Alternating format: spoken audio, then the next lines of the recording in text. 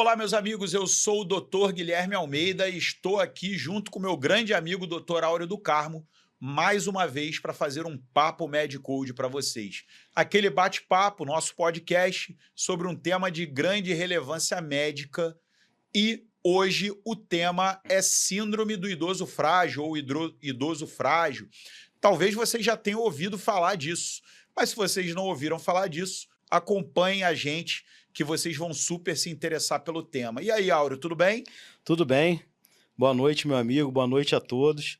Hoje vamos falar de um assunto aí importantíssimo na geriatria, né, e que tem aumentado também com frequência, a frequência, né, desse quadro, pelo aumento da idade da população, né? Um tema que eu particularmente gosto muito e que certamente vai ser de grande importância aí para a prática de todos aí.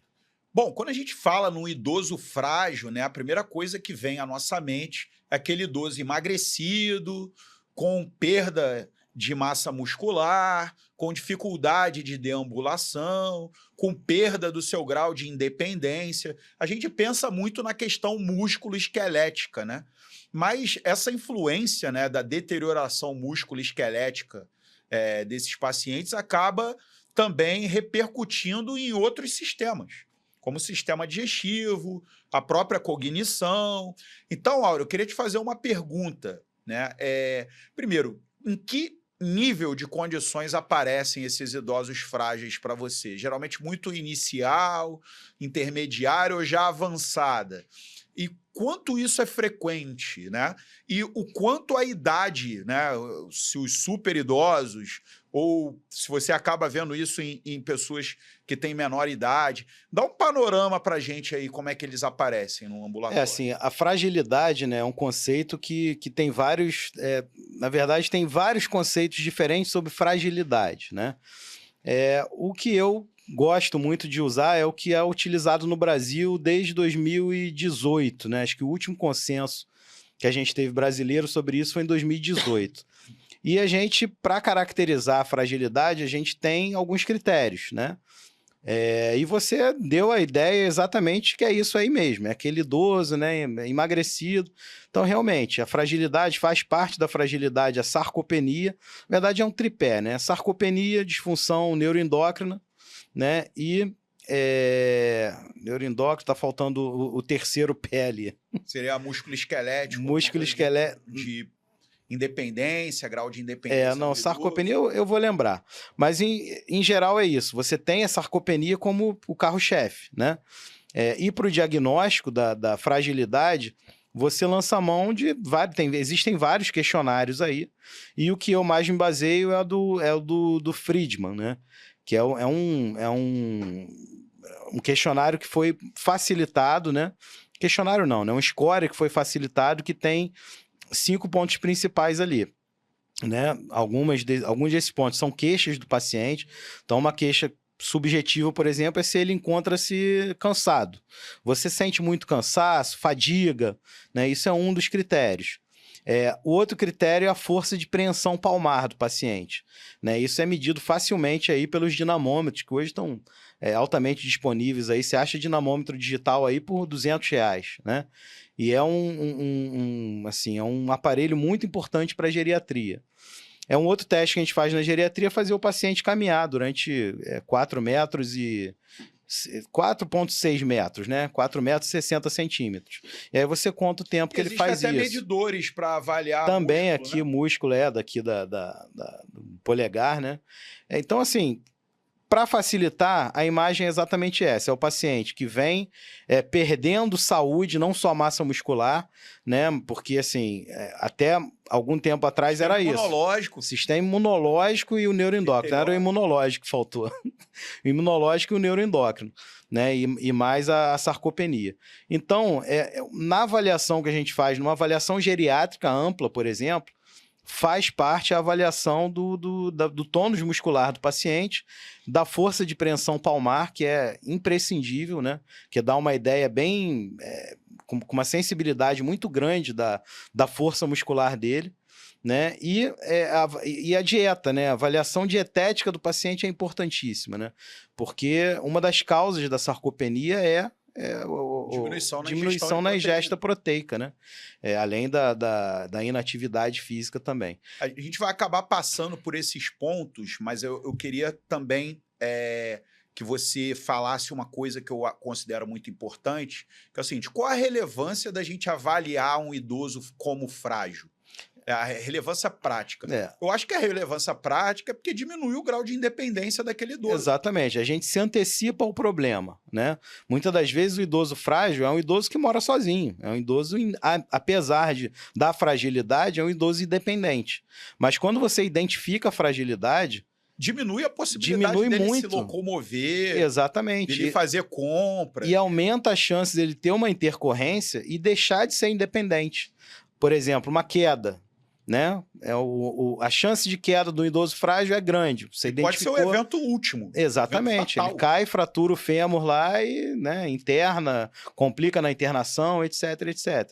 Ou é um idoso que tem a fragilidade lá também, ligada, por exemplo, à cognição dele. É um idoso que ainda é independente, mas que a cognição já começa a falhar. Então, ele para de tomar o remédio do diabetes dele lá, né? Ou é um coronariopata que para de tomar o remédio lá que segura a coronariopatia dele. Então, ele vai, infarta ou descompensa o diabetes. Então, perde a independência ou deprime. Então, ele perde a independência por causa disso. Então, a fragilidade, quando você identifica, você pode se antecipar ao problema. E eu acho, cara, muito importante, porque assim, quando a gente conversa com as pessoas sobre saúde, a gente vê que as pessoas estão muito focadas na saúde cardiovascular com razão, porque é a principal causa de mortalidade, está preocupado com a saúde cognitiva, porque não quer ter um Alzheimer da vida.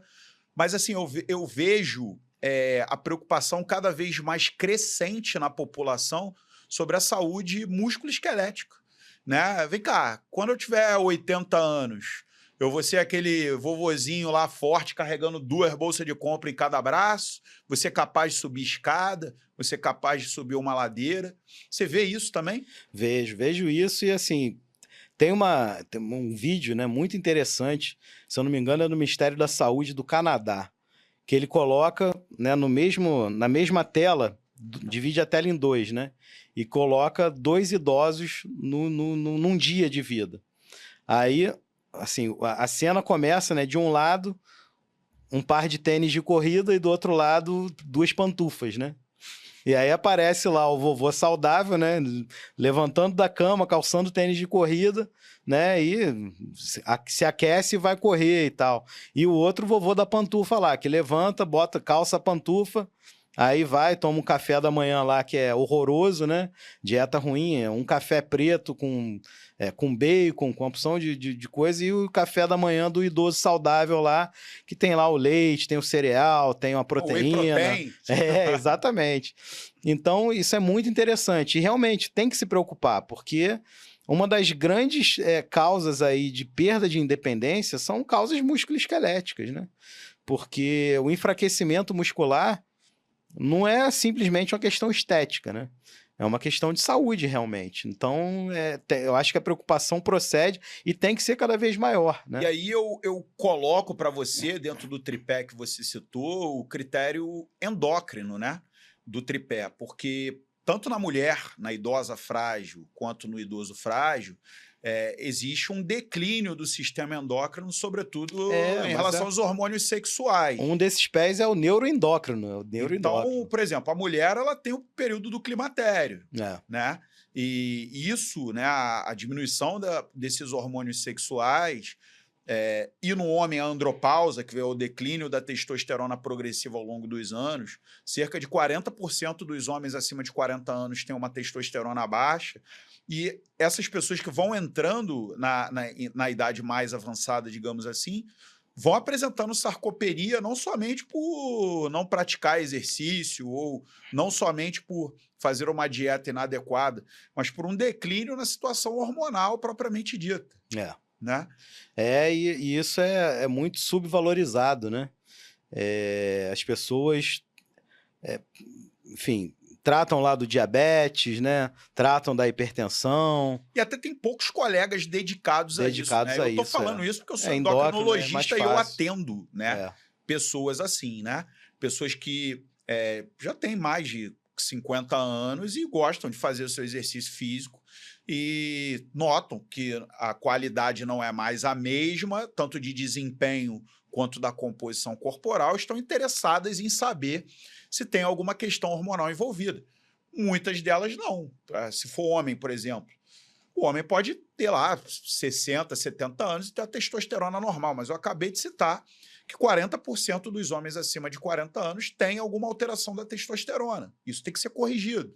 A mulher, que também está no climatério, tem as suas indicações de reposição hormonal do climatério bem estabelecidas. Então, isso tem que ser avaliado, né? A mulher ainda tem o ginecologista, o homem, o andrologista, não tem no Brasil. Ele vai circular entre um urologista, que muitas vezes vai falar, não, é assim mesmo, você está ficando velho, cadê sua próstata? Isso aí.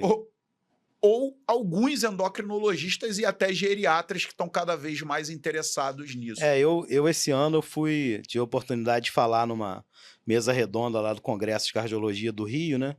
E nessa mesa redonda tinha um endocrinologista, né? E eu falei sobre vários temas e ele falou particularmente sobre reposição hormonal na mulher e no homem, né? E quando abriram, né, a mesa redonda para perguntas e tal, fizeram a pergunta para mim, do que eu achava da reposição hormonal, né? E aí a surpresa, o endocrinologista assim, viu com muita surpresa o fato de eu ser totalmente a favor da reposição hormonal, tanto na mulher quanto no homem, desde que fosse feita com critérios já estabelecidos, né, pelas sociedades de especialidade. Então, a mulher, quando entra na menopausa, ela não tem por que não repor um hormônio, a não ser que ela tenha uma contraindicação formal, né? Tem história de câncer de mama, então aí tudo bem, trombose. Caso contrário, não tem por que não repor, né? E o homem é a mesma coisa. O homem, se ele tiver deficiência de testosterona, ele está hipogonádico. Ele Exatamente. E relacionado à andropausa, aumenta. O risco de síndrome metabólica, entre outros, o risco de depressão, risco de fragilidade, aumenta. Então, por que não tratar, né? Se você vai tratar, se você vai acompanhar, tem que repor mesmo, né? Claro. Então, ele falou, o Ricardo, é um endocrinologista também, gente boa beça, né, meu amigo. E ele falou, é uma surpresa, porque em geral os cardiologistas, né, torcem o nariz quando vem, mas não tem que torcer o nariz, né? Porque a saúde é uma só, né? O coração é uma das coisas da saúde. Exatamente. Mas não é só ali o coração. E além disso, é o que você falou. E quando você repõe o hormônio com critério, você diminui o risco cardiovascular, né? Porque tinham estudos antigos que condenavam realmente a reposição pelo aumento da trombose, né? Em algumas situações. Mas eram estudos de 30, 40 anos atrás, onde se repunha estrogênio para a mulher numa dose cavalar, né? Bem diferente de hoje. E repunha sem parar, né? Mulheres de 75, 80 anos tomando estrogênio. Exatamente. Então é bem diferente. Agora, na parte nutricional, né? O idoso ele acaba mudando, né, os seus hábitos alimentares por diminuição da percepção até gustativa, olfativa. E às vezes a dificuldade, às vezes, da mastigação, né? Muitas das vezes o idoso tem ali uma prótese, né? Eu ainda tenho muito paciente com próteses, né? O implante é uma coisa mais recente, né? Então, não sei há quantos anos existe o implante no Brasil, mas eu acredito que não tenha mais do que 30 anos, né? Então, os meus idosos têm dentadura, não tem implante, né? Mas a gente vê a indústria farmacêutica, né? E até os representantes, até anúncios na televisão e lançamento de produtos para idosos, né? De suplementos nutricionais, de proteína. Cada vez mais tem saído isso. Cada vez mais, mas é claro, né? A indústria quer vender e tal, e é óbvio, né? Tem que vender para se manter no mercado.